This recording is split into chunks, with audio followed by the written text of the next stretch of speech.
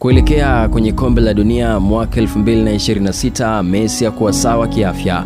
Ni baada ya kupata majeraha ya mara kwa mara. Hali hii ilitishia ushiriki wake kwenye kombe la dunia, lakini mzee George alimwambia mtoto wake, nenda mwanangu, nenda kawape zawadi nyingine ya kombe la dunia Argentina. Pamoja na afya yake kuwa tete, alimwahidi mwanaye atakuwepo uwanjani ikiwa Argentina itafika fainali. Messi anasimulia, baba, uliendelea kuniomba nicheze kombe moja la dunia la mwisho. Ulinisisitiza sana niende, bila kujua kwamba siku chache tu kabla mashindano kuanza hali yako ingezidi kuwa mbaya. Ilikuwa mara ya kwanza katika maisha yangu kucheza mashindano makubwa kama haya bila wewe kuwa pembeni yangu.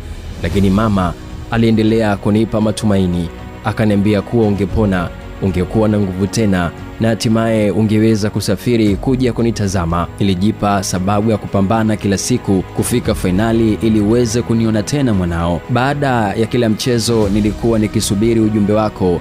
Nilikuwa nikitazama simu yangu nikitarajia kuona jina lako, lakini ujumbe haukuja kamwe. Hapo ndipo nilipotambua kwamba hali ilikuwa mbaya zaidi kuliko nilivyotaka kuamini. Nilianza kucheza nikiwa na wazo moja tu, twende mbali zaidi, tufike fainali, ili baba upate muda wa kupona na uje kunitazama hata mchezo mmoja.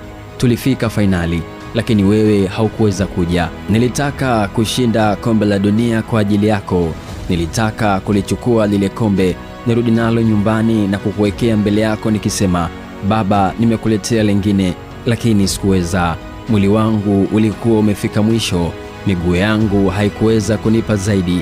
Safari hii nilijaribu kusukuma mwili wangu zaidi ya uwezo wake, lakini hata mwili nao una mipaka. Sikuwahi kujisikia vizuri kimwili. Hatukuwa mabingwa baba, na mwisho wa yote ulikuwa sahihi. Uliniambia niende, uliniambia nicheze, nikacheza. Baba, nilitamani ushike kombe hilo pamoja nami.